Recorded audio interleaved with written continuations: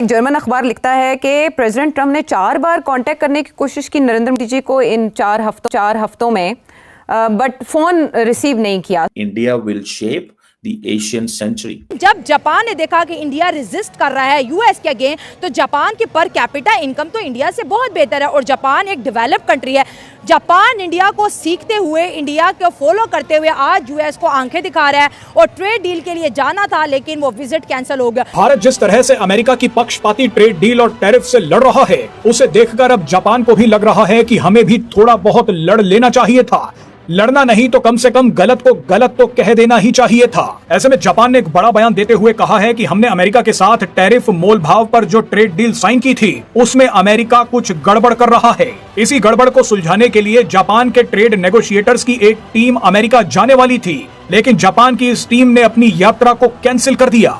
इसका सीधा मतलब यह है कि जापान ने अमेरिका के साथ अपनी ट्रेड डील को भी अटका दिया है और ट्रेड डील पर विवादों को सुलझाने के लिए जो टीम जाने वाली थी, उसे भी अमेरिका जाने से रोक दिया है। बात यह है कि देश डरे हुए हैं। लोग कहते हैं यार ये आदमी बावला है, ये कुछ he can say anything at all, ये कभी भी कुछ भी कह सकता है। होगा अमेरिका का प्रेसिडेंट, करना चाहता तो कर ले जो करना है, मगर we are not a small nation जिसके साथ आप ये कर सकते हैं। मगर मेरा ख्याल है डोनाल्ड ट्रंप थोड़ा फ्रस्ट्रेट हो गया है। वो सारे जो है ना इंडिया के पीछे पड़ गए। चाइना को तो कह कुछ नहीं सकते क्योंकि उल्टा ही हो जाएगा काम। करते हैं मगर उल्टा हो जाता है। रूस को उन्होंने करके देख लिया, वो नहीं बाज आता, वो कहता है ठीक है। और ये India was an important factor. India ने भी अब कह दिया कि नो, यहाँ तक कि वो तो मेरा ख्याल अपनी imports of oil, crude oil बढ़ा भी देंगे फ्रॉम रशिया। डोनाल्ड ट्रंप ने जापान पर दबाव बनाया था कि वो अमेरिका में 550 अरब डॉलर का निवेश करे। अमेरिका तो इस मुनाफे का 90% हिस्सा भी जापान से लेना चाहता था। अगर ये डील पूरी तरह से फाइनल हो जाती तो जापान के निर्यात में भारी गिरावट आती, जापान को काफी नुकसान होता। मगर पहले तो जापान ने डर के मारे डील पर साइन कर दिया, लेकिन भारत की ताकत देखकर जापान ने अब पलटी मार ली है। जापान ने कहा है कि अमेरिका में निवेश पर बाद में बात करेंगे, लेकिन हम पहले पीएम मोदी की यात्रा के दौरान भारत में 68 अरब डॉलर के निजी निवेश की बात कर रहे हैं। सोचिए जापान अब किस हद तक भारत पर दांव लगा रहा है। जापान भारत में बुलेट ट्रेन्स को लेकर भी नए नए ऐलान कर सकता है। जिस तरह से भारत ने अमेरिका के अलावा ऑल्टरनेटिव मार्केट्स ढूंढनी शुरू कर दी हैं, उसी तरह जापान भी अब भारत को महत्व देना चाहता है। जो जापानीज हैं तकरीबन 40 बिलियन डॉलर से ज्यादा इंडिया में इन्वेस्टमेंट कर चुके हैं। 25 सालों में 40 आया। तो it means that there is a lot of potential in coming years. That India basically Narendra Modi is an advocate. वो सारा टाइम अपनी मार्केटिंग कर रहे होते हैं। वहां पे उल्टा मोदी जी पहुंचे हुए टोक्यो, और टोक्यो में बैठे हुए मोदी जी बात कर रहे हैं पूरे ट्रेड का जो वहां पे एक इकोसिस्टम है जापान में, उससे बात कर रहे हैं। और ये कह रहे हैं कि आप भारत में आके इन्वेस्ट करिए। उल्टे हाथ का थप्पड़ होता है दोस्तों। एक तो सीधे हाथ का थप्पड़ होता है, एक उल्टे हाथ का होता है जिसमें आपको पता नहीं लगता कि ये बंदा, आपको बाद में पता लगता है कि आपकी बेइज्जती हो गई। उसको कहते हैं उल्टे हाथ का थप्पड़। इन्होंने बोला कि हमारी पॉलिसीज में स्टेबिलिटी है। अब इसमें तो कोई गलत बात नहीं है कि हमारी पॉलिसीज में स्टेबिलिटी है। कोई भी प्रधानमंत्री अपने देश के लिए तो यही बोलेंगे। मोदी जी ने तो ऐसा नहीं बोला कि अमेरिका गलत है, लेकिन एक अंडरलाइंग मैसेज जो लोग, और शायद मोदी जी का मतलब था भी नहीं, लेकिन लोग जो इसको एनालाइज कर रहे हैं वो ये एनालाइज कर रहे हैं कि यार इसका मतलब अमेरिका स्टेबल नहीं है। झगड़ा ही इसी बात के ऊपर हुआ है कि भाई we don't take dictation from anyone. हम मीडिएशन नहीं चाहते, हम हाइफनेशन नहीं चाहते बिटवीन पाकिस्तान एंड इंडिया, और वो तो नाराज थे, इसमें कोई शक ही नहीं है। अभी तक मेरा मौक़िफ़ यही है कि सूनर और लेटर इसको रिवर्स करेगा वो ही can't afford to push India into the BRICS camp. वो ऑलरेडी बड़े स्ट्रांग है, तो ये तो और भी ज्यादा स्ट्रांग हो जाएगा। तो इसलिए आई थिंक डोनाल्ड ट्रंप की जो फॉरेन पॉलिसी है ना, he doesn't have much experience in it, और वो समझता है ये भी जैसे वो बिजनेस करता था इसी तरीके के साथ फॉरेन पॉलिसी को भी चला सकते हैं। That's not the case.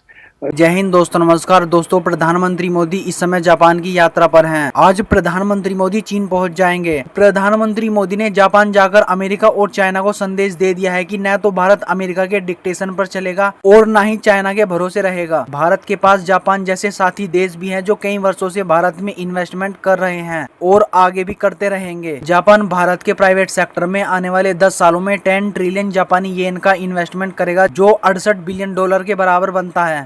दोस्तों अमेरिका भारत को आगे बढ़ने से नहीं रोक सकता है। यदि अमेरिका अपने डॉलर का इस्तेमाल हथियार के रूप में कर रहा है तो भारत भी डॉलर का यूज करना बंद कर देगा। यदि भारत अमेरिका के सामने खड़ा रहा तो भले ही भारत को कुछ बिलियन डॉलर का नुकसान हो जाए, लेकिन फिर अमेरिका भारत को एक बड़ी इकोनॉमी बनने से नहीं रोक पाएगा, क्योंकि अमेरिका पहले किसी देश को अपने आप पर मुहताज बनाता है और फिर उस देश की इकोनॉमी को बर्बाद कर देता है। चाइना के साथ यही काम करने में अमेरिका लेट हो गया, जिसका फायदा चाइना ने अब तक उठाया है। दोस्तों इस पर आपकी क्या राय है, कमेंट करके जरूर बताएं। $68 अरब जापान भारत में निवेश करेगा। 68 बिलियन डॉलर्स। यहां पे बात चल रही है सब सेमीकंडक्टर चिप्स की, यहां पे बात चल रही है बुलेट ट्रेन्स की, यहां पे और बिजनेस की बातें चल रही हैं। अमेरिका के लिए बहुत बड़ा झटका है, और झटका इसलिए है कि अब धीरे धीरे अमेरिका में रियलाइजेशन हो रहा है कि यार चलो भारत गलत है, चलो रूस गलत है, चलो चाइना गलत है, पूरी दुनिया गलत थोड़ा ना हो सकती है यार। सभी को प्रॉब्लम है ट्रंप से, कुछ ना कुछ तो होगा। अब ट्रंप ने अपनी कोर कॉन्स्टिट्यूएंसी को यह विश्वास दिला दिया है कि देखो सब तुम्हारा फायदा उठा रहे हैं, सब तुमसे कुछ ना कुछ चाहते हैं और तुमको उसके एवज में कुछ देना नहीं चाहते। अब ये केस एंड पॉइंट देखिए ना जापान का। जापान कह रहा है कि हम $550 अरब इन्वेस्ट करेंगे अमेरिका में। जो डोनाल्ड ट्रंप बात कर रहा है, जो डोनाल्ड ट्रंप का लिटरली पलटवार है, वो तो जापानीज पैसे की चोरी है। ये आकीज़ा वाइस ने मना कर दिया, करा मैं जाऊंगा ही नहीं, पहले क्लैरिटी तो दो, मैं जाके वहां पे करूंगा क्या। और सबको यही बात का डर है।